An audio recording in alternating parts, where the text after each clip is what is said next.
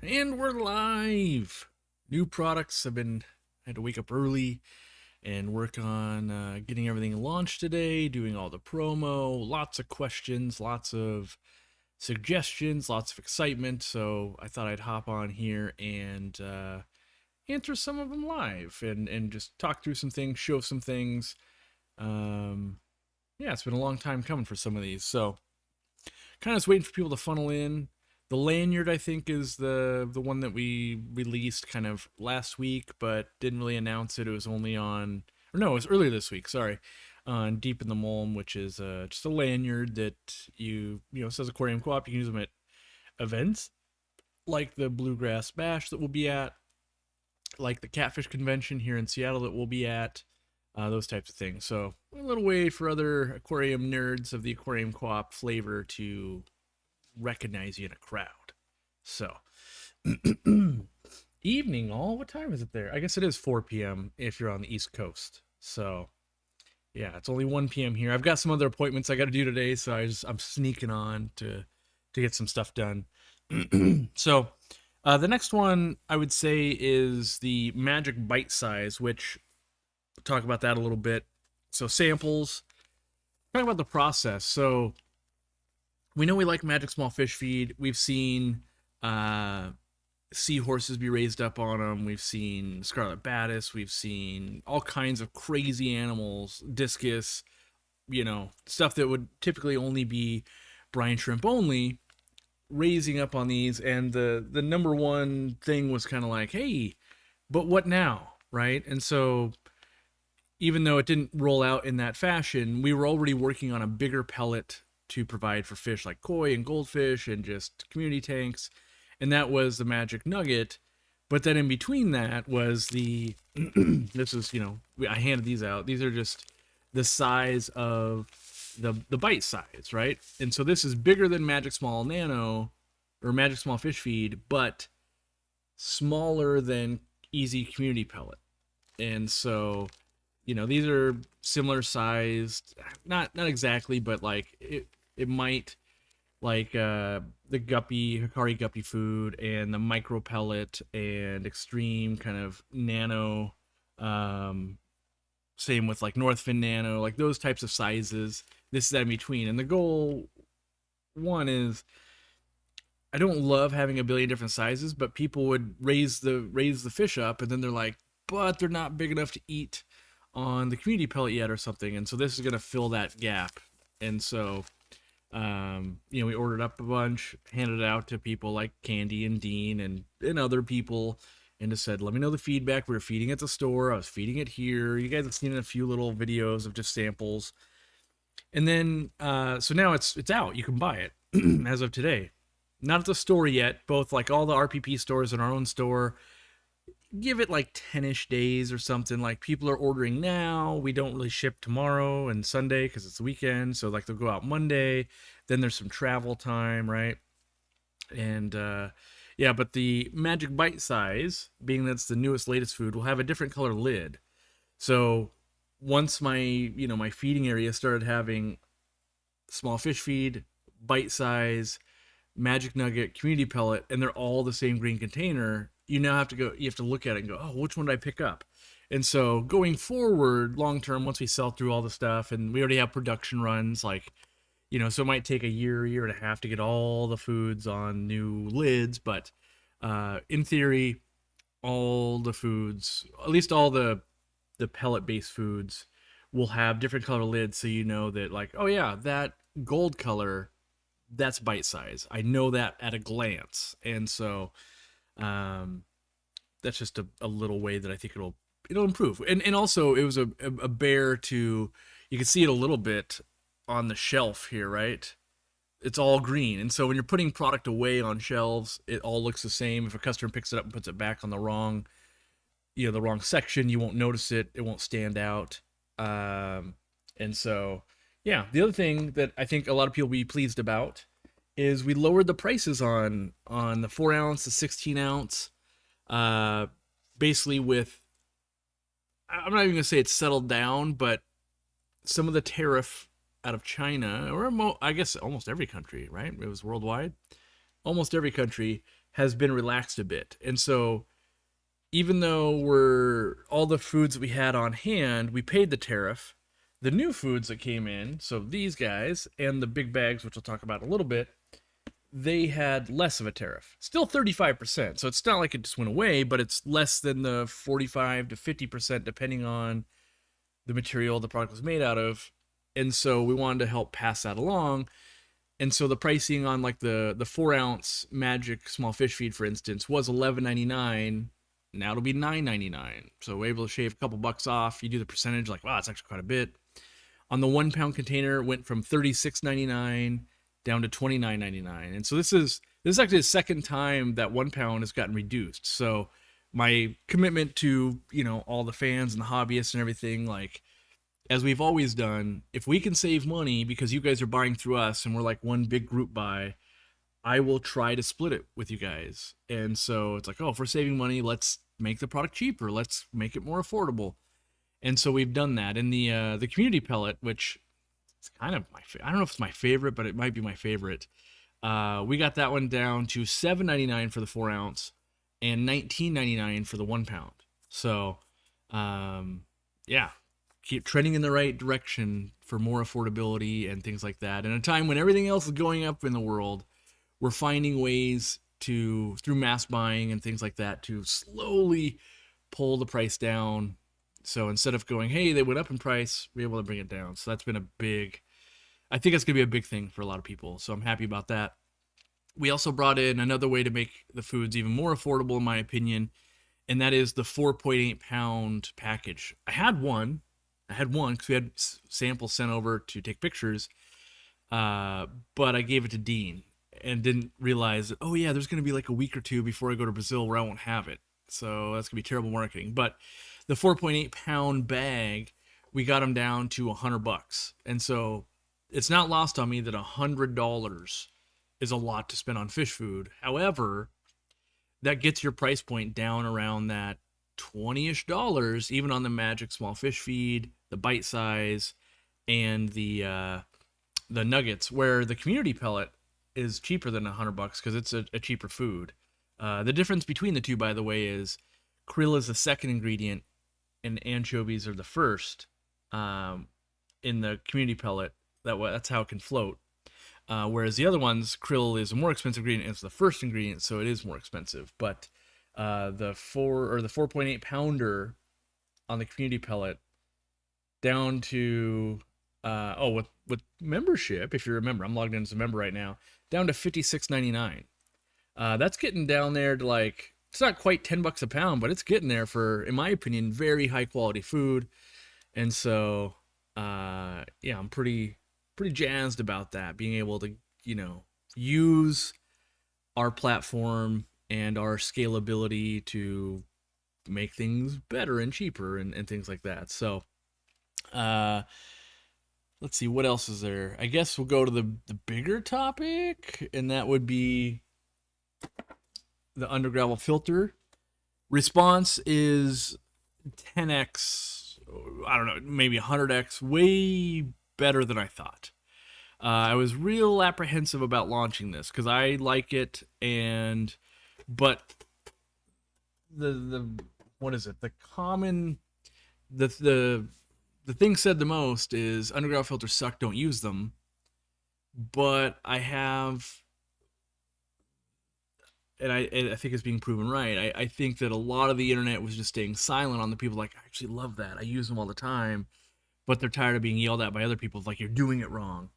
And so the response so far has been very good just in the first few hours. A lot of people saying, oh, I love them, I use Undergravel filters, blah, blah, blah, with the video released today. So that's good. And yeah, so I imagine the more questions keep popping up about them. Like someone in the chat here asked, can you use a Powerhead on it? I think I've got one right here.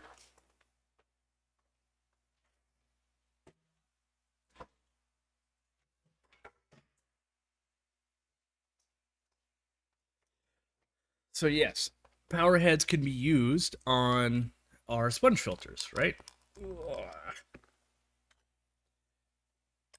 It fits in.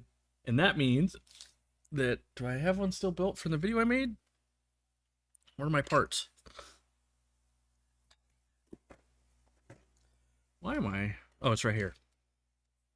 Too many little thingies. So here, you know, if you were going to use it with air, here would be a way to do that, right? If you wanted to use it with Powerhead, here. Like this is just an example, but now you've got a Powerhead that would be on an Undergravel Filter, not run in reverse, normal. I don't have a good way to do it in reverse yet, but I honestly still think the power is air. I love air, but you wouldn't keep the Airstone that's in there. You wouldn't have to. But yeah, so you can use that. That does work. This little piece right here, by the way, we sell. It can direct the flow from the Powerhead. This is a very early prototype version. Just happened to be on this thing, but so yeah, you can do that. I'm going to talk about some of the world's longest cord. How dare you?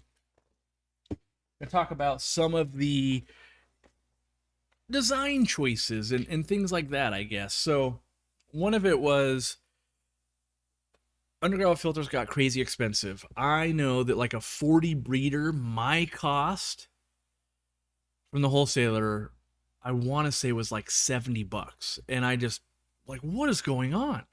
And I didn't even realize they were that expensive until I was already working on them going, well, what price point are we going to have to hit so that we'd be competitive? And then it turns out some of them are going for $1 billion, and that was going to be, I think, easy. And so what I was designing for, though, was how do we make it affordable for everybody? And shipping big pieces of plastic is not affordable. And so it was a modular system. So the kit comes with 20 plates, right? These little plates. And these little plates, when you put 20 of them, you put all the parts, they do make a kind of a big box. Like, it's not a tiny box by any means, but it's like the size of buying like a hang-on back filter almost, right?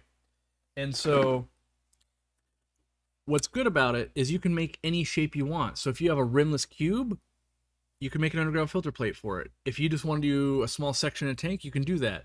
You want to make one for the 800-gallon tank or an 8-foot long tank, you can do that. You can just keep putting them together and doing that. You can just keep adding and adding and adding. And yeah, it takes multiple kits, but you can make them as deep as you want, as long as you want. You can make them in shapes. Like in this one, I left a hole in the center. I'm not sure why we need a hole in the center yet, but you can do it. How did we arrive at the size of these plates, you might ask? What was the most common divisible shape that we could make between all the sizes of standard American aquariums? So you could put it in like this, you can put it in like this. They're equal in that way of so these are horizontal, right? And if I put this here, look at that. They will work together. And so that way, if you're putting them lengthways and you get to the end of the aquarium, you're like, I only have a skinny strip left. You could put one this way, and the slits even line up that way. Like, there was a crazy amount of attention to detail I put into these things to make sure that no matter what way you turned them, this thing was going to work, and not like, oh, well, that part sucks. Yeah, and so with the modular system comes, let me put some of these together. Like this. And where'd that uplift go we were playing with here just a moment ago? Right here. So with the uplift, instead of having it to be stuck in a corner like a traditional, right? Like a traditional one, you now can put the intake, or not intake, I guess uplift is the right word. Get on there. I always have struggled doing this while holding it instead of a table. But now, instead of being stuck in a corner, it can go anywhere. You can go between the plates. And so you can get anywhere you want. Also, you could have it be front to back anywhere you want. So basically, the thought was you could put this in the center of a plate, build up rock or wood around it, be completely hidden as well. You could have one in the corner, you could have one here, and you could have one here. You could do any style you want. So modularity was big with that. The uplift system we designed and kind of took the easy flow and changed it a little bit. Oh my! My vacuum's going off because I don't normally live stream at this time. My little Roomba. Let me shut that down for you guys. Time to go to sleep. Don't want to upgrade the Roomba thingy now. I just want you to stop. I hate when things pop up and there's like no way out of it. Like, let me out of this. I'm not going to click the upgrade now button. Just let me out. Let me restart the app. I'm not going to upgrade my way too expensive vacuum cleaner for another. Hit the pause button, go home. Hopefully it's going home. Okay. Back to the uplift here. So you've got the part that slides up and down, right? And you've got the normal easy flow uplift system. I got to put it back together here. Let's do something like this. And this. So you've got, you know, a system, right? That part we know, or you probably know. This part is a new piece, though. This new mold, like just like this, new mold, same. But this now takes the weighted airstone so that, in theory, it clogs up a lot less. Like, there's less maintenance because we don't want to have to remove this as much or have to serve it as much as like a sponge filter. Now, the bubbles are bigger, but not huge, so could be a little bit. It's not as quiet, but it's pretty quiet. And with this, it's a tight fit. If you crank it all the way down, you see how it sticks out just slightly? That can make it hard to slide on. So if you put this piece on first, goes anywhere it wants, right? And then you put this on easy mode. Now, I'm actually working on some other designs, 3D printing, of using a different type of collar, because we've got another collar thing that we're working on for like sponge filters all at the same time. It looks like this, and this would go here. And long term, I'm trying to mate up all the systems to play nicely, but this got theorized and invented after we had already made the molds and made this. So long term, though, I think there could be everything's going to be congruent and just work together because we like that. So more to come on maybe a next run with something like that. But yeah, you use a little piece of airline tubing to connect these two. You get 2 uplifts with 20 plates. The biggest question so far is, are you going to sell more uplift systems? And we had considered that, but honestly, I was afraid that I've already spent a lot of money and that it might flop. And so all the molds for all these pieces, plus I think we brought in 3,500 of them, so 3,500, which seeing, someone said I just ordered 4, like seeing the way it's being adopted, I'm like, oof, that might have been bad. Like as in not enough. So we might be fast tracking some for the next container. And but that's a good problem to have. Like it's a real bummer if you order a lot of something and you believe in it, and then other people are like, yeah, I could take it or leave it. Like kind of like the community pellet. I think it's the second best food. Magic Small Fish being the first best, community pellet being the second best. But I use so many community pellets for all of my tanks, and it just hasn't caught on with the same fanfare. Even though if I was forced to like, you can only have one for the rest of your life, Cory, I'd be like, I'd take the community pellet. So I don't always guess right. And obviously there's some guessing there and some market research and going, do I want to invest $50,000 to $100,000 in Undergravel Filters? It's kind of considered a dead market. And turns out the research and everything looks good, and we're probably going to have to order some more faster or sooner rather than later. So, yeah, will I sell adapters for the Uplift system? What do you mean? Like adapters for like going from a traditional like Undergravel filter plate? We won't sell adapters from like this 1-inch to our thing. However, you can find them on our forum. People make them, and I've used them, and I tested some even because when I was just playing around with things and that. Yeah. So, and there still could be additional parts and things like this. It's not necessarily a one and done system. You guys know that we like to continually update products, make them what we consider to be better and things like that. And there's just some stuff I haven't tested fully, and like I'll show you some things that aren't perfect yet. But you can see here's like different, like this is what 3D printing parts and stuff looks like. You can see they don't fit super tight, and that's because we were working on fitment, and like they're not nearly the tight of fit because we hadn't locked that in yet. You can see I had white loaded, so I printed in white, and you can see this is like really hard to move because it was not a great fit at the time. Like we were still working on that, and there's always different heights and different. We went through like 8 different styles of just this part. We had it where it's offset one side. We had different slopes to it. We had all kinds of stuff. Are these two different? Those two look to be the same. So this was an idea I had of what if you had an Undergravel filter and you wanted to run Purigen or carbon, or maybe you had a black gravel and you wanted crushed coral. What if we had this whole slide-on box? So it's a box that could slide on to one of the plates. And now this would be the uplift, right? So you could take your all my uplift pieces, right?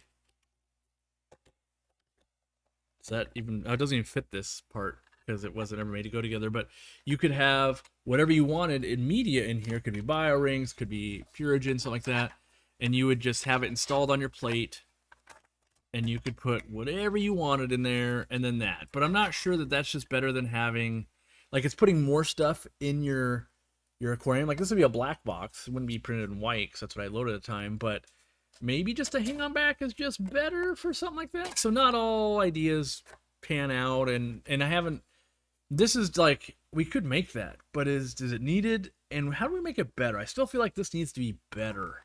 And so yeah, just some of the iterations and stuff still laying around of stuff like that. So I saw a question there. Let's see. Oh, how do you install an Undergravel that was already on an established tank? So like this tank behind me, where all the plants are, that's got an Undergravel, and then this side doesn't. So, you know, if you watch the video today, you would know that you don't necessarily have to run it all the way through your tank. But what I do is I typically remove the fish, either put them into another tank or in a bucket with an Airstone. And then, well, that's not true. I back up a couple steps. I gravel vac really well, like 2 weeks in the past. Then I gravel vac again like a week before, and then I might even gravel vac the day of. And so I want to get all the mold I can out, right? So that's one of the steps. And then I'm going to like move all the gravel to one side and basically put in half of the thing all as one plate, move like all the gravel back onto that. And it takes a bit, and the water's going to cloud up and all that. Just like keep moving it, then get the other plate in, then smooth it back down. That's if you already have a tank set up. That's the plants also get removed and they get put into like a 10, not 10 gallon. Well, it could be a 10 gallon, but a bucket, and then you replant. So it's not an easy thing to do, but yeah, I've been doing it in 10s. I've been doing it in 40 breeders. You guys, you know, if you've been watching intently on the videos, you'll see that they started getting shown on the channel quite a few months ago. And we were testing before that. So there's always like the just don't show anybody anything you're doing phase. And then there's the like, yeah, we could start letting people see some stuff about it. Like if they clue into it. And then there'll be the like, okay, let's actually like officially kind of leak it. We're working on it. And then here's like the launch of it. And then now you're going to be bombarded for the next while with like, you'll see that they're being used in Randy's fish room and Zenzo's fish room.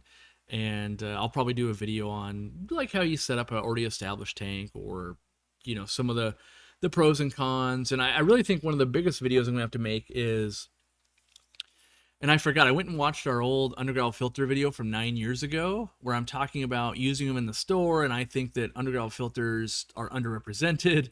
And here it is 9 years later, we're producing one. But we never had problems with getting too much mold buildup or anything at the store. And we could look underneath the tanks, like we could just look under the glass. And I think the big difference, and I haven't proved this yet, I think the difference is if you have a siphon and you know how to use it well, and it's siphoning straight into like a rolling trash can or a tub or something like that, that water is really tumbling. Like it'll whip that gravel around. It's a lot of suction. where if you have the Python system connected to a sink and it's got to go up 3 feet or something, because it goes on the ground and it's got to go up to the countertop, that has way less suction normally. And so I'm wondering, when people go, oh, it built up with crud or whatever long term, how were they gravel vacuuming? One, were they gravel vacuuming often enough? Two, was it enough siphon? Three, I mean, our most popular video is basically that gravel vac video, and there's a lot of people that just like get in there and they start shaking the thing, and it's making a mess, and it's like watching someone sweep. There's people that sweep, and you're like, I'm pretty sure you're somehow making more of a mess with that broom than not, and then you can be meticulous about it. And I think that there's some skill gap sometimes in the siphon strength, and also I've seen people. Like, I don't like the siphons that have the guards on them because it doesn't tumble the gravel. And so, like, yes, that would lead to buildup in a undergravel. And so there's going to be videos over I'm sure, the next year or two or whatever, just kind of updating things, chiming in on things. Here's how I do this. Here's what it looks like. So, yeah. Keep naming the product because I have no idea what we're talking about. We're talking about the Undergravel, Easy Undergravel Filter system right here. Ding. Yeah. So I guess after saying everything was expensive, I believe we hit a good price point with that at $24.99. 20 plates come in it, and as it shows you on the box here and on the website, 20. So standard glass tank sizes like Aquarium size. The 10-gallon uses 9 plates. So you could do 2 10-gallons with 1 uplift, like I do. I do 1 uplift, and still have 2 plates left over. You can do a 20 high. It would take 16 plates, and you'd have 4 plates left over. If you do a 20 long, it takes all 20 plates. So 20 long or 29 would take all those, which that's already a thing I should optimize. This should have said 20 long / 29 high. So maybe if we didn't print 4 billion of these, we'll redo the box. Who knows? And then 40 breeder uses 36. So you need 2 kits and you'd have 4 plates left. So it's about $50 to do a 40 breeder. Oddly enough, a 55-gallon, so a 55-gallon aquarium uses 32 plates. There's less bottom area on a 4-foot long tank than there is a 3-foot long tank that's 18 inches front to back. And then on a 75-gallon, it would use 48 plates. So you're going to use 3 kits. And then you'd have to do the math on this one. It'd be another 2 feet. It would basically be like a 40 breeder. That's 2 feet. No, is it 18? Yeah, it's 18. So that one's going to be like 4 kits to do if I did the whole thing. So it'd be like $100. Let's see. Has anyone had experience with the new 10 gallons of Petco? I need to start accumulating them for my rack and wondering if they really do leak like people say. In my experience, all Aqueon, Tetra, Marineland, all the tanks are just being mass produced. And like anything in the world, if you sell 1,000 of them, you're going to have, let's say, 10 of them that leak or whatever, right? But all 10 of those people are going to leave a bad review going, it leaked, got water on my floor, blah, blah, blah. And it will look very offset compared to the 990 that like, oh yeah, it's working great. So like my 10 gallons are just run-of-the-mill Aqueons from $1 a gallon sale. And I think I might have only ever had, in all the tanks Aquarium Co-Op has sold, like a handful that leaked out of the get-go, maybe? So I've had more come in chipped, like rimless tanks that come in chipped, than I have had leaks. And a chipped tank is just, you can't sell it. I mean, you can, it's just no one wants to buy it. So, is there a 55 gallon on there? I want to do it with the Spunken tank. Yeah, so the 55 takes 2 kits. So because it uses 32 plates, you get 20 plates in a kit. It would take 2 kits. And, part of it is how many uplifts are people going to use? Like in this tank, I'm using 1 uplift. That kit, if I was to buy enough and I got 4 kits, I'm not going to use 8. So part of it, when we didn't make the extra kits, it's like, well, on the small end, yeah, you might want more, but on the big end, if you're doing a 40 breeder, for instance, I use 2. You would have 4 uplifts though, because you'd buy 2 kits, And so part of it, I want to see where it settles out of like, if you were doing a bunch of tanks, if you have some big ones, you'll have extras for small, extra little ones. But I do think long term we'll probably have to sell it because there'll probably be people that make like, oh, I've got a goldfish bowl and 3 of them plus 1 uplift will work for it. Or I've got this little 5-gallon tank and maybe it's 4 of these, right? Maybe it's 4 little plates for a 5-gallon, and I'm gonna put that in the back corner, or maybe you want it up front. Who knows? Maybe you want it center. But you can. I'm interested to see what people come up with. No matter which way. So now you can do it lengthways anywhere. Or if you put it the other way, now you've got it just this side to side each level. So, yeah. The other thing, I talked about the 4.8 pounds. Oh, the other thing, Gigantatron Sponge Filter. We have some of those back in stock. Not a ton, but as I told you guys in the past, if we have room in the container, we'll try to fit some on. So, I expect that we will sell out of those again. I don't know how fast. They are a $100 novelty item, in my opinion. Is it 1 uplift per kit? No, you get 2 uplifts per kit. So, our expectation was anything, you have to, we went back and forth. Originally it was going to be 18 plates because that did 2 10-gallons, or it would do a 20 high because that was 16 plates. And then, we talked about it and we're like, well, if we go to 20 plates, it does all those plus 20 long and 29 high. And traditionally, you have enough uplifts for 1 in each corner, right? And so while trying to keep the price down, like, why not more plates? Why not more uplifts? Why not? It's like, well, sure, but we want to keep it manageable size to ship, manageable thing on a shelf, manageable. And so, it'll do 2 10-gallons, or 1 kit will do up to a 20 long / 29 with 2 uplifts. And then when you start going above that, you have to use multiple kits, in which case I don't think many people are going to use more than 2 uplifts on a 40 breeder. Maybe a third one, maybe. Yeah. Is it shrimp safe? Dead under the plate? Well, the shrimp shouldn't really be getting under the plate. But yeah, I have tons of shrimp in all of the tanks that are testing it. Works great. And I would say it's more likely like it's better for shrimp and fry than a lot of other filtration systems because of like a hang on back or a canister would suck it up. What is it? Show the product? We did earlier, so either rewind or watch the other video. But it's an Undergravel Filter. I should have like spelled a word with these or something. I just didn't have enough, I guess.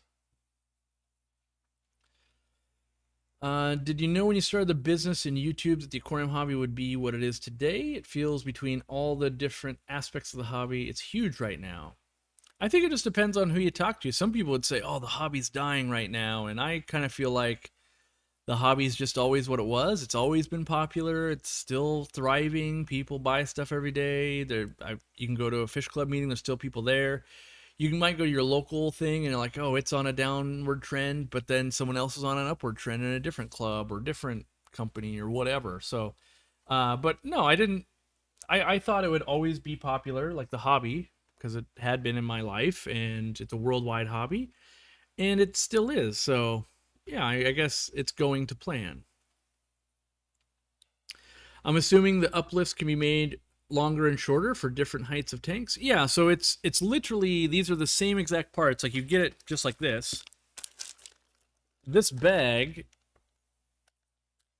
could also just go into a sponge filter. It's literally the same uplift system. So if you have extra parts from an uplift of a different sponge filter or something, you could use those sections to make this longer or do whatever you want to do. The only difference between the two is the collars, right? So the collar being this and this. Like this is a sponge filter collar. This is the collar used for the uplift. But all of this part, the exact same.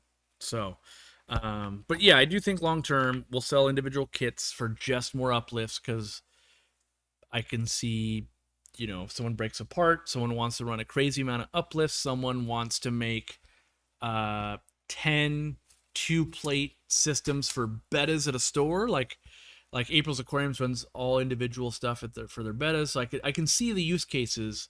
I just didn't want to jump straight to full on production with all the things and then go, ooh, I made it wrong, or no one likes it, no one wants it anyway. And so just assuming that the feedback's good with the reviews and people are liking them and people are continuing to buy them, it would make sense that we will eventually launch that. Will it be in a month or two? I don't know that we might be able to get, it all depends on like the product packaging. Can we get that done? And are we gonna make all of the different uplifts adapters congruent? Because right now we technically have three different ones. Is that right? We have 3 different ones. They're all very similar. And I think in a perfect world, assuming all the testing goes well, we want to get them all to be one, I think. Does your new food readily sink? I'm always keeping an eye out for small, high-protein, sinking foods to target feed my panda Corys. No, I would say it doesn't readily sink. Like, it's a semi-sinking food. Corridors go nuts for it. Like panda Corys, I was at a little get-together last night, and they were feeding the Magic Small Fish Feed to it, and they went nuts for it. But Magic Small Fish Feed will coat everything like over the course of an hour. But if you're going, I want to drop it in and watch them eat 20 seconds from now, like it won't sink that fast. We are working on a bottom feeder food out of Magic Small Fish Feed, but it's not in production yet. So we're still working on molds and that kind of stuff. And that product would be targeted towards that. You'd put it in, sinks right down, boom, it would feed within 20 seconds. But yeah.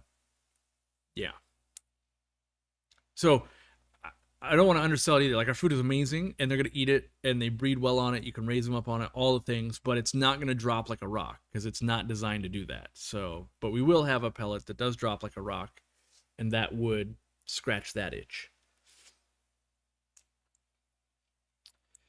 Need a forum, buy, sell, and trade for extra plates. Yeah, I'm not interested in that. One, it cuts into our bottom line because there's always a money aspect. But the bigger thing is, it's that I don't want to have to oversee. I sent them, they got lost in the mail. You said they were brand new, they were slightly used. You said this, like the interpersonal, I would have said, I don't have PayPal. I want to send a check. I want to do this. Like, we don't want to be a part of any of that. So, yeah. I should say, so like James at Fish Room Fever there, he said he already ordered a handful of kits, been waiting for these. There are a few YouTubers that already have, like, they got 3D printed versions, and they've been running them for 6+ months, I think, at this point. And so, like, I think tomorrow a video comes out, and it was filmed quite a long time ago, but I was like, yeah, you can make a video, but you can't release it. Like, you can't release it till we actually have the product out. And so they've been sitting on it for months, many months on that video. So you'll see some more videos come out from maybe some different YouTubers, and the feedback's been great though. And that's kind of what pushed me over the edge. Like, all right, I'm going to order these. Because, the thing you gotta, I don't have to remember, but during all of this, like, tariffs have been crazy, business has been uncertain, and like, do we want to bet the farm on Undergravel Filters? Like, this seems a little risky. And so, yeah. Surprised you didn't make them green? I could have. I did find an interesting tidbit yesterday, a couple days ago.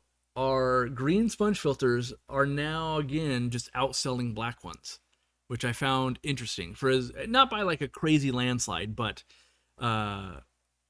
we did get a surge in the black ones for a while when we brought them out. I still, I can go either way, honestly. I can go green or black. For me, doesn't really matter. But I think black parts are less likely to have people go, I wish they weren't black. I think more people are likely to say, I wish this wasn't green. And then there's a lot of people probably like me, like, Green just blends in with plants anyway. It's all the same old. Like, so great example. I believe I have a green uplift tube on that one because it was a prototype and I just had green parts around. You don't see it because there's so many plants. Whether it's green or black would never matter in this instance. Like, it's a jungle there, but I think there's a decent amount of tanks that'll run that way. And then there's gonna be tanks that don't. You know, like in Zenzo's tank, you'll see it in a video coming up. Like the black uplift on the black background, kind of with the black rocks, really does mesh really well for him, and the plants haven't grown in yet. So, let's see. Can't wait to buy the new Undergravel filter. You could buy it right now, or you know, probably in 10 days or so when it lands at your local fish store, if they're a partner store. Since I use Egg Crate to support my tanks, this seems like a no-brainer. Yeah, I guess I didn't really put a sales pitch on these in terms of like who or why would use it. My thought was, if you're already running gravel, why not turn that into a benefit and like add filtration? And that's another example. If you're using Egg Crate and have big rocks and you're trying to support them, I think this will do the same. Well, not even the same. I think better, only because it's, you know, I hate clipping the Egg Crate to get it, and it's pretty brittle. It's real easy to go ping, and it just nearly shoots your eye out with that stuff. At least when I'm cutting it, anyway, with like clippers. Do I think the uplift from the new Undergravel filter could work as an uplift for a Matten type filter setup? The weighted Airstone seems great. Yes, but also know that like, so this is a version that can work. So I'll just spoiler alerts. We're working on what I'm calling the high flow collar, easy collar, something like that. And what it does is it lets you basically take a system like our Undergravel and put it onto a sponge filter.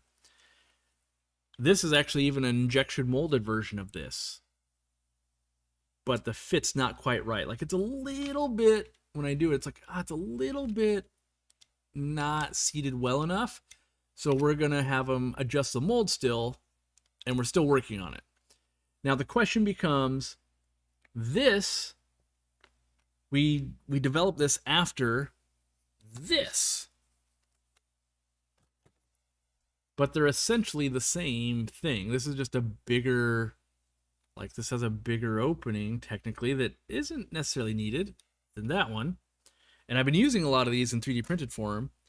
And so right now, the piece that's on the Undergravel filter is this. And this fits on it, right? Dink.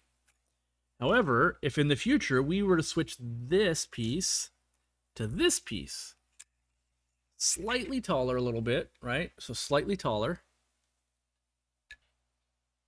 Pretty similar, honestly. But now it could use the one that we want to launch for sponge filters as an option. And so the goal would be that, this could be the high flow collar, it could be the Undergravel filter collar, and I thought we had a third use for it. I don't know what the third use for it was, but streamlining parts and making it easy so that when you have a bunch of parts rolling around in a drawer, it's not so much, hey, this only works on that, hey, that only works on this, and it's like, hey, any of these will work.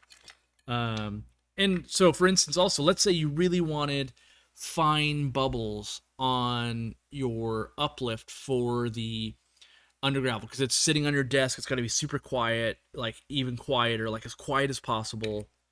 You could put the normal collar on this. And that's where we started. We actually started with our normal easy flow collar, adapting them to like Penplex plates and things like that, just going, do we like it? Is the concept even there? And my worry is that with sucking, waste in over time, is this going to be a point of like, yeah, I don't like cleaning that. And so I wanted to go with something that is going to, one, allow more flow. You technically can get more air going through here. And then also less maintenance, but at the cost of a little bit of sound. So, yeah. My desk could not have more 3D print, not 3D printed, but like aquarium, Undergravel filter, sponge filter parts. Glad I held off a few days for placing my order. I'm able to include a couple Undergravels. Yeah, there's always the bummer when it's like, I just placed an order. It's like, but this just as easily could have landed next Thursday or delayed a couple weeks. We've had it like at the worst of COVID stuff. We had delays of like sitting in a port for months. And so it's really hard for us to be like, stay tuned, it's coming. And then like it gets delayed, it gets delayed, and it's delayed. So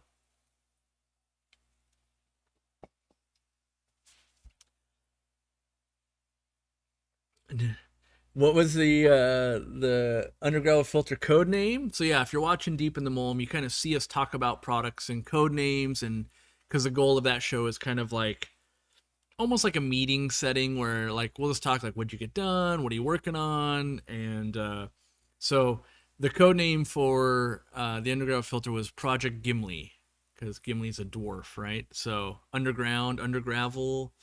That was I'm not. You guys probably tell. I'm really not big on the code names. I'm just like, or we could just call it the Underground Filter. But Randy loves taking the 20 minutes to think up a clever name for a project, and so because he gets so much enjoyment, we keep up the charade of like, yeah, all right, let's do it. Um, why use sponge with Underground filters? Is that as a question to someone else? Mostly like in the video you could use lots of different types of filtration, but I don't think I can't think of a good use case where you would use them in tandem, like as in sponge like laid on top of or under the undergravel or like part of the uplift system. I can't figure out where it would actually like be better than separate things. So just got done adding the Easy Flow upgrade kits to my axolotl sponge filters. Nice, hot rodding them. The fish fam link thing that like automates, I always feel bad, but I feel like I need to ban it because it's automated. I don't ask for it, but it says like memberships, super stickers, and super chats. They're fun and help support the channel.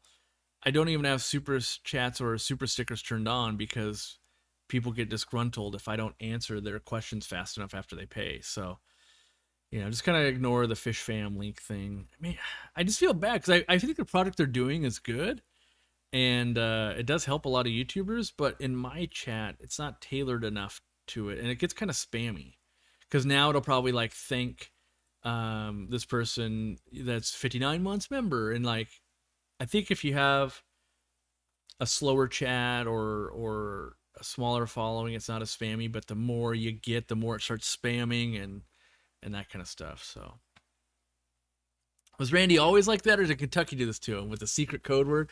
Oh no, Randy's always he since day one, he's been a sucker for swag and code words, and he's got all these little things that he gets a lot of enjoyment out of. And I mean, I'm that way too. Like something that's free, I can get a lot of enjoyment out of him too. So like I would love a lanyard from someone else for free or whatever. Like collecting all the little things is fun. So I seem to recall the Undergravel Filter boogeyman being that people said it would create ammonia pockets in the tanks. Yeah, I don't know. I think that in my opinion, let's say you've got 100 people, let's use the metric of 100 people. It could be 1,000,000 people, it could be 1,000 people, whatever. 100 people saying Undergravel filters do XYZ. But then the problem is you have so few people actually using Undergravel filters that they're not going out and debunking it. So I think for the last 10, 15, 20 years, we all just kind of collectively go like, yeah, that seems yeah, that could be a problem. Like maybe it does without actually disproving it. And so over the last 20 years or so, I kept playing with them and I'm like, I just honestly have never had a problem with these things. And then lately, the last couple of years where I was like, Dean loves them, I love them. Like, why are we not, why are we not actually using these? And so I set even more vigorous testing, asking for feedback from fans and hobbyists, and for the most part, they're like, yeah, I've been using them for a long time and I'm not running into problems. Chris Lukup is in the chat. I'll be seeing him next week. So a week from today, I'll actually I'll probably be in the air still. Yeah, at this point, I'll still be in the air, but I will be flying towards Brazil. and meeting up with Chris, and Randy's going to be there. He's flying from Kentucky, so at some point we'll all be like within a 6 hour span. We all land in Brazil, so we'll all be together with Juliana, our host, and for a couple weeks we'll be filming underwater. I've got a new dive housing. So Chris, if you're still watching, I don't know if you have time to order one of these, but I ordered that thing we looked at last time to hold the the iPhone or whatever, and I've got this new dive oak housing, and this is really just talk for Chris, but it's got this like, I don't know if it's oil filled or whatever back, so that you can use your phone underwater and still like touch to record and do all the things. So it was like $260. I don't know how many euros it would be for you, and I don't know if you can get one in time if you're even interested in one, but this is going to be my weapon of choice underwater this time. We'll see how it pans out and what I learn. Did I test it in the tub? No, I haven't taken a bath with that thing yet. No.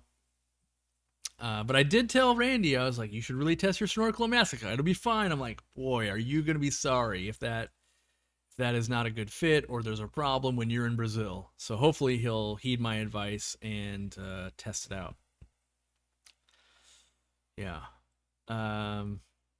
Chris, do you want me to see? Well, I don't know if one will arrive. Do you want me to see if I can order one and then you'll just pay me back? I think that company's based out of Illinois, so we might be able to get a second one to Randy fast enough in Kentucky, and he might be able to bring it. So, but I can't guarantee it also, and then we'd have to return it when we get back if it doesn't arrive in time. There was no way to. Oh, also, we have to know exactly what phone you want to use, so we need that info too, because it has a tray that you have to pair with it. So message me on a messaging app if you want to try to pull something like that off. We're real under the gun though, so I don't know if it can.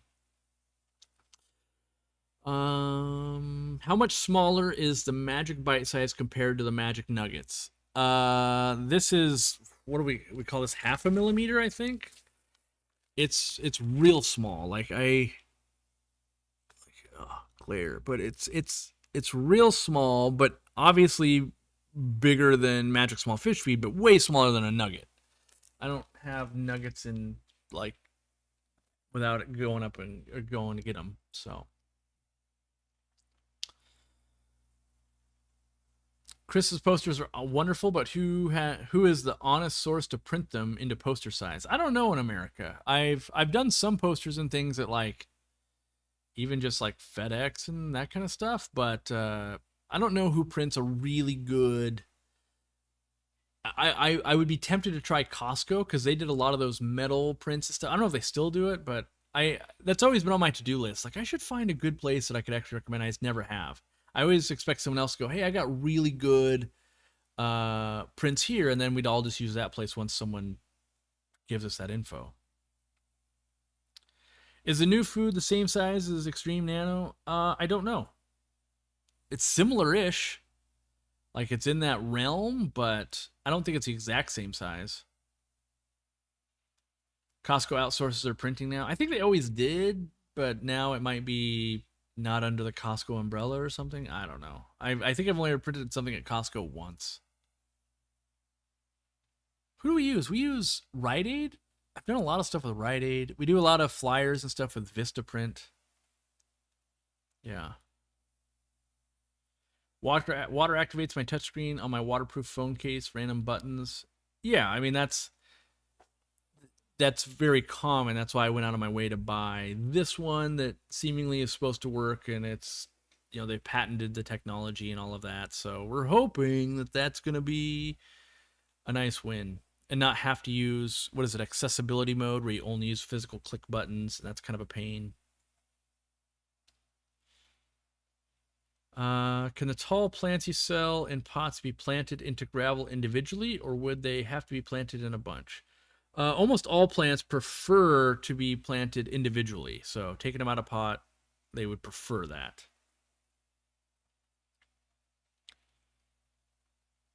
Undergravel filters worked great for so many years. What changed to cause most hobbyists to stop using them? I don't know. I mean, there's my hypothesis, that is just tinfoil hat, is that a lot of marketing dollars went into cartridge based systems, hang on backs, because they made companies a lot of money, and incentivizing stores and things like that. Like, it's so incentivized that companies like Aquarium, and I've seen Marineland do it, and Tetra do it. They'll run programs at local fish stores where bring in any hang on back, and they will give you their hang on back that's equivalent. And the whole thing is, you're like, they don't make any money from that. All the money's made in the cartridges. So they basically want to go, we'll give you a brand new filter. You can bring in like, they don't even care if you bring in a broken one, because in their mind, you're going to give them a filter, and then they're going to buy their cartridges month over month over month over month, and that's where they make all their money. So it would be like me giving you a free tray at my restaurant, but you have to keep refilling it with food at $10 a meal or $20 a meal every day. It's like, well, yeah, I'll give you the free tray because you're going to spend all your money here. And so I think that there's a lot of marketing like that went on that killed a lot of the Undergravel Filter momentum it had. Plus, there is the, like, at one point, canisters and hang-on backs were new hotness of like, oh man, this is so much better. And I think that every filter has a place, but I can't explain 100% why it just fell off either. So, but that's my tinfoil hat theory.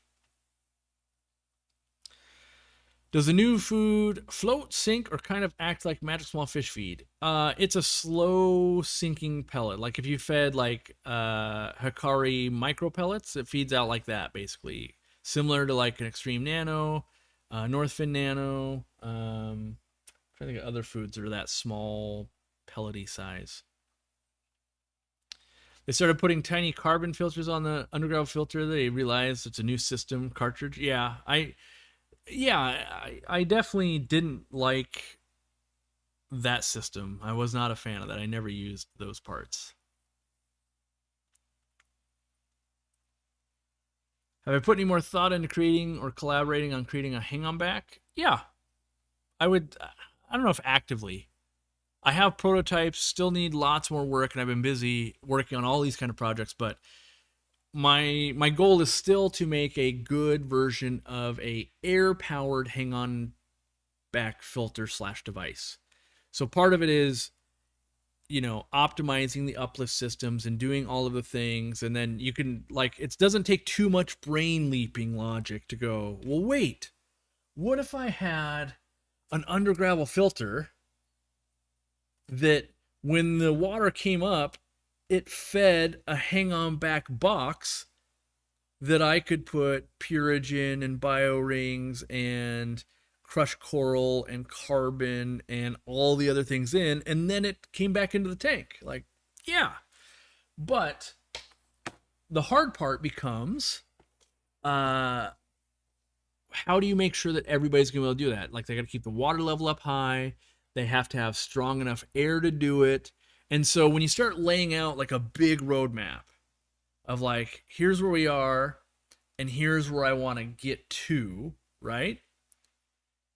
We realize like we need to launch more air pumps. Like we need stronger air pumps probably to pull this off. And so that's why, like, on my desk for the last 6 months or more, we've got air pump prototypes and things in testing and projects we're working on, so that in theory, if I can get different air pumps and things going, and right now we're kind of shopping around manufacturers is what we're doing right now. Then I know how much air are we working with. I'm designing a system around this, because it's one thing to be like, yeah, everyone has to have a linear air piston pump, but if you only have one 10-gallon tank, you won't have a linear air piston pump, right? So in the roadmap, we need to bolster up air pump options basically to make sure there's success on all the things. And it takes quite a bit more air when you want to lift water above the tank. Like it just will in our testing. So when we can get that, and we're still working on other things, but most of these things take at least a year of testing and prototyping and then putting to production, because half of it is making sure it works, and the other half is making sure I believe investing like $100,000 that might just be absolute garbage if I do it wrong. So it takes me a while to get ready to pull that trigger.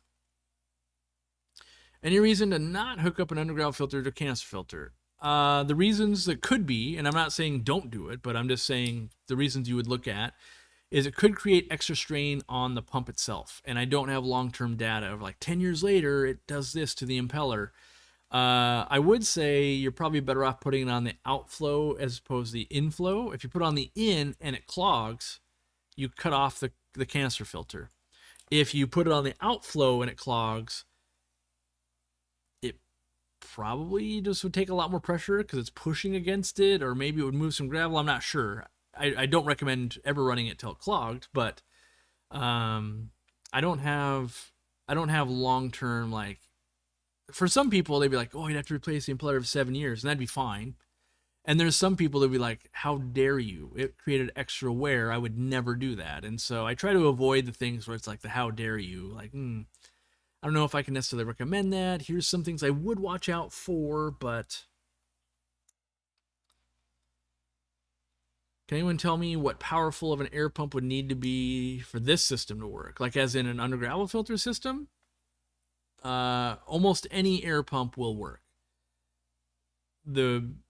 Where the difference would be, the stronger the air pump, up to a limit, right? Because like you could just have way too much air, but up to a certain point, the more air you have, the stronger the suction would be, and in theory, it would work slightly better.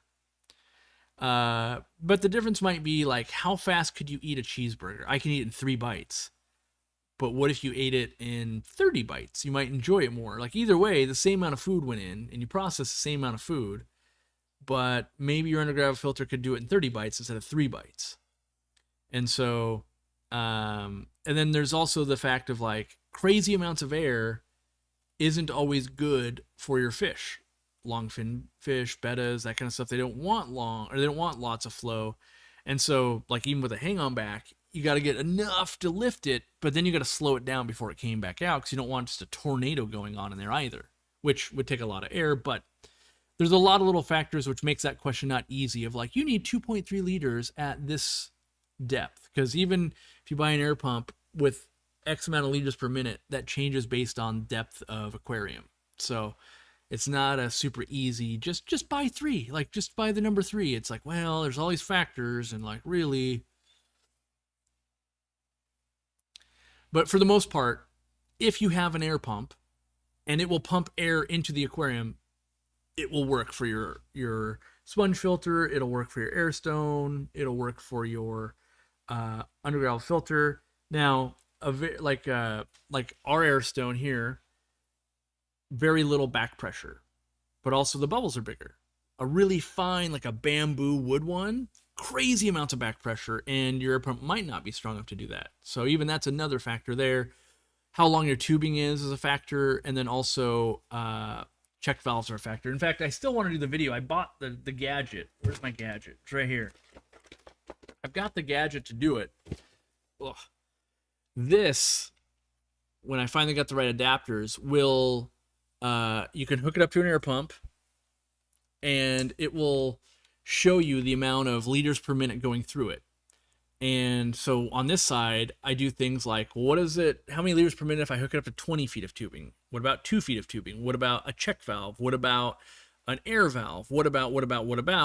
And long term, I want to do a video for just super nerds to go like, yeah, basically, just like plumbing and all the other stuff, every little connection you put in will have an impact. And the longer the run is on the airline tubing, the more loss you will have. And all of that. And then also, I can do it like I put it into a 10-gallon, here's the liters per minute, and then I put it into the 800-gallon, here's the liters per minute, and all of those would be the exact same setup, but it'd be different liters per minute. And I think that visual representation will be what opens people's minds, like, oh, I get it now. Because of back pressure is how much air will be moving. I understand. Now, it's not as easy as just 1, 2, 3. You got to factor in the factors. I want an Aquarium Co-Op 5-gallon bucket. You could fill it with smaller products and charge more to justify the extra shipping costs, like an all-in-one starter kit for like $100. Yeah, you're not wrong. Let me grab it. Ugh.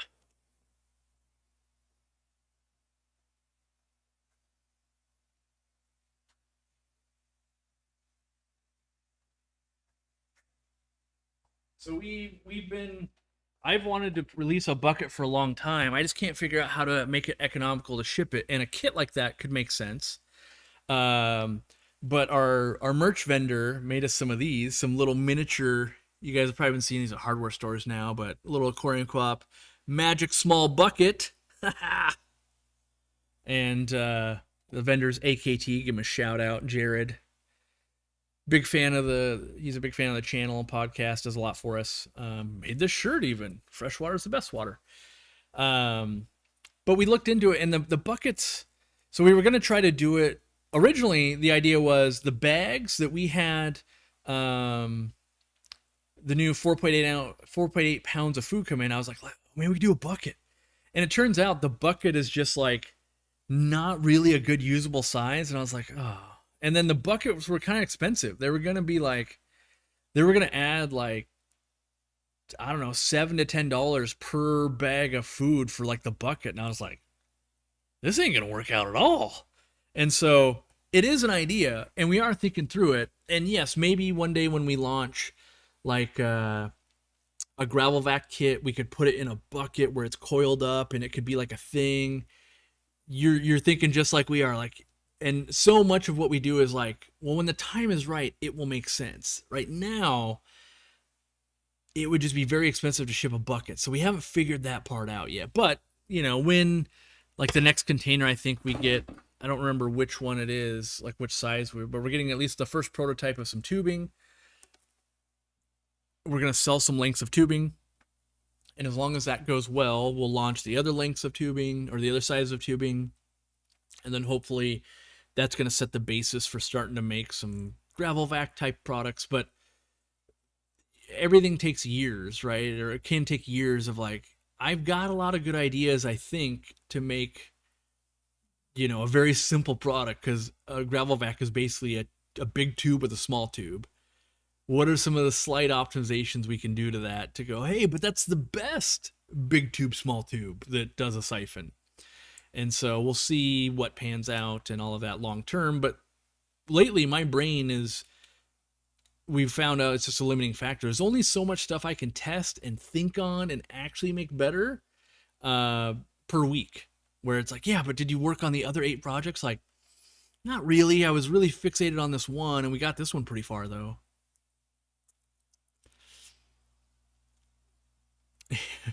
Yeah, the cute little bucket is cool, but like these, I don't know what these are, but they're pretty expensive.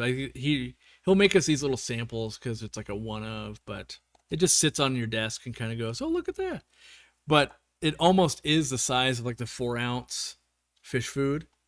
And if these weren't expensive, I'd love to do it. But I think, you're always at odds. Like, sure, we could do a little bucket, but now the food's more expensive. Where today we got to announce the food got cheaper. So I lean towards cheaper. I want more affordability in the hobby. How about an insulating bucket for plant shipments so the box won't get crushed? It sounds like a great idea, but the shipping would be like, okay, instead of $18, it was $38 to ship it. It's like, yep, so plants would have to go up in price. And for the most part, people are willing to pay a price. Maybe you're like, I'd pay $9.99 for a bucket. And the problem is like, it's $19.99 to ship a bucket though. So that can never work. Like if we filled it with a bunch of stuff, maybe. And so maybe if we were selling buckets of gravel or buckets of salt or something, maybe that makes sense. But also shipping boxes, or not boxes, but buckets of gravel and salt doesn't sound like something we really want to be in anyway. I know this might not be the correct place, but I stopped using UDF Undergravel Filters because over the years the guard for the uplift tube gets brittle and breaks and then becomes a death trap for my fish. Yeah, my advice to undergravel manufacturers is use plastics that don't break down. Um, like in sponge filters, for instance, if they're using the correct plastic, many people go like, yeah, they just kind of last forever. And I'm not the biggest fan of these types of plastics because they don't always hold up real well. And so, I would love to say that ours will never break, but I can't say that because I haven't had it for 10, 20, 30 years. So I'm sure at some point our plastic somehow be like, this part got brittle and broke. And be like, all right. Then we have that feedback. We could know how could we try and prevent that in the future. Is it literally the plastic makeup? Is it, like even on this, like you can see there's supports. Let's see if you see how there's the supporting angles there? That's because in testing, when we were, and this is another good example. I don't know if I have previous prototypes on my desk. Do I? I don't. But like this one used to just go in and someone snapped one off in testing with 3D printing. So now we made it go all the way to the bottom so it's supported. It'd be not impossible, really hard to break that one. So our design process usually like concept, can we make it work? Now we start asking how can we break it? And let's break it a million different ways and let's solve as many of those ways to break it as we can. And then hopefully we'll end up with a product where very few people go, hey, it broke. And that's our design steps usually is. Sometimes there's ways to break things that you can't prevent. Like I can't prevent people from putting an air pump into an aquarium. People literally order them up, take the air pump, put it in the aquarium, and then go, what do? It's not working. And so I can't design around that. I'm not sure I can, that's not true. You could, but it'd be like a $500 air pump that the air pump sits in the water, has a tube that comes out, sucks the air in, and then pumps it in. So you just wouldn't. Like, eventually you hit a limitation. Let's see. How about a Python equivalent that can actually attach to modern faucets? Yeah, I mean that's if you're looking at the gravel vac game, one of it is how do you make the world's best most adapter where it's like it attaches to all the things. And I personally think the way to do that is not it's a power head. My favorite way is have a hose with a power head on one end. You can pump water out. And so drain water from the aquarium with a gravel vac into a basin, pump the water to your garden or your sink or whatever. Then when you go to fill it back up, you take a 5-gallon bucket, you put it in your sink, you turn the water on, let the bucket fill up 3/4 of the way, plug the pump in. Now the water just pumps to whatever aquarium you want. You can kink the hose and go put it into another aquarium. That's my preferred way. When you put it under pressure at the sink and you turn that valve, you're building up pressure, it can pop off, things can happen. And so I think it's a two-part problem. One, making the best kit you can. Two, changing the conversation of instead of trying to adapt it to all these faucets, let's remove the faucet part out of it and talk about like, well, why aren't we using our bathtub? Why aren't we using a shower head? Why aren't we using all these different things instead of the sinks? And there's always going to be like, but my bathroom sink can't fit a bucket. Like, but maybe the bathtub could. I only have a shower. Like, there's always going to be the, But I think it's hard knowing that specs could change on faucets over and over again. You either got to sell a kit with 32 different little adapters and pipe thread tape and other things. The best thing I ever saw so far was the piece, you get a metal adapter, but it's the top part of like the Python lease kits that breaks. Someone milled out like aluminum versions of that. And I think that could be a thing. But then you're also going, I could buy a plastic version for $12. You're telling me this all metal one is $64, Cory? Like, yeah, but it'll last the rest of your life. So there's always, is the market even there for that? Aquarium Powerhead water changer coming soon? Nope. Not soon anyway. Hopefully someday, but not soon. I'm not hoping it doesn't happen soon, but being that I haven't even started and it's still a concept, we are not soon between that actually launching. All right, I'm going to try to wrap up in the next few minutes here because I've gone over an hour and I was I've got a meeting coming up, and it's like, okay, I'm closing in on it. I still got to pee and get ready for that. I have an Undergravel Filter Uplift tube purchased in 1995. No deterioration. Yeah, so that's another good thing to call out. Sometimes it's not even your fault. So like you'll have two aquarists that keep the same filter, but one, let's say, kept it in the aquarium for 30 years straight, never had a problem. One was moving, let the tank sit outside under UV for 6 weeks, then put it back together. There's degrades 3 years later. So like sometimes you're designing for a thing. You're like, I didn't think it was gonna sit outside for a while. Like I didn't think of that, and so that's how you get where multiple stories with different outcomes are all actually true. That's a real hard thing when you're thinking about designing. Of like, well, how's that true and that true? Those are the polar opposite, but they can both be true. I've done the pump bucket for years. It's my preferred method. When I was servicing aquariums at people's homes, I fell in love with the bucket system because there would be leaks that would develop, or they'd have leaks in their plumbing and other stuff. It's like, and so it just became way easier. If like my bucket system never fails me, people's plumbing can fail me. Low water pressure. Like one time this lady had the tanks in the wall, and I had to go to the second floor and lay on my stomach, and you had to do everything from above. It sucked. And you couldn't gravel vac basically because the hose would have to be like 100 feet long to go down the stairs and like out the house. But getting that to get started, like get the water going so you could gravel vac, like think about it. If you had to be above this aquarium, you had to lay down and get the water to go upwards first. It's really difficult. And so you meet all these crazy challenging scenarios, and like if you wanted to hook the hose up to that, there's way too much back pressure going up a full flight of stairs through 100 feet of hose to get back down in. And so a pump can control the pressure a lot easier.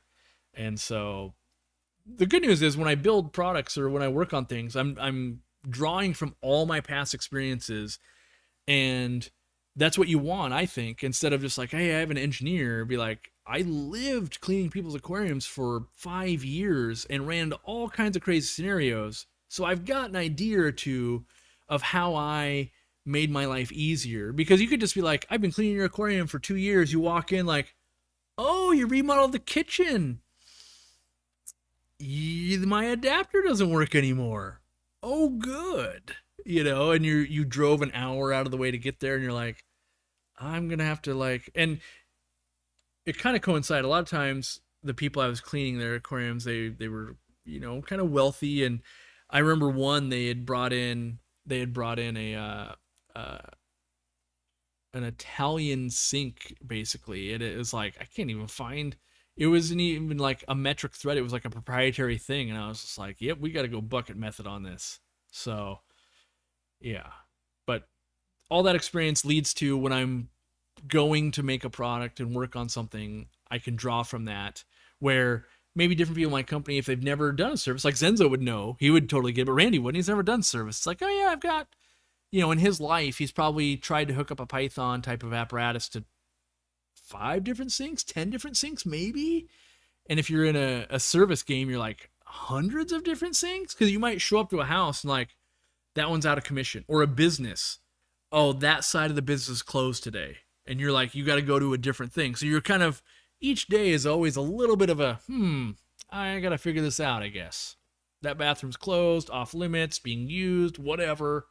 Gotta, they might have guests over, like, oh yeah, well that's their bathroom. We'd prefer if you didn't use that one this time. Like, okay. Anyone else having problems with the website? It won't let me into the cart and keeps bringing me to the sync account screen. That sounds like a bummer. My guess or my advice would be try a different browser. Try clearing your cache.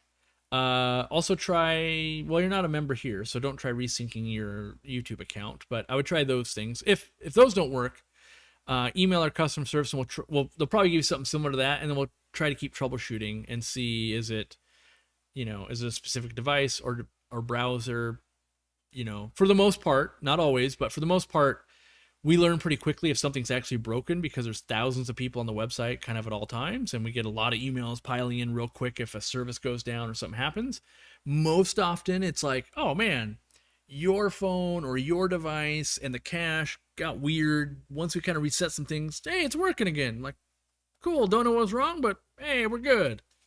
So hopefully it's just one of those easy bugaboo problems. Like, yeah, it wasn't so bad. Let's see.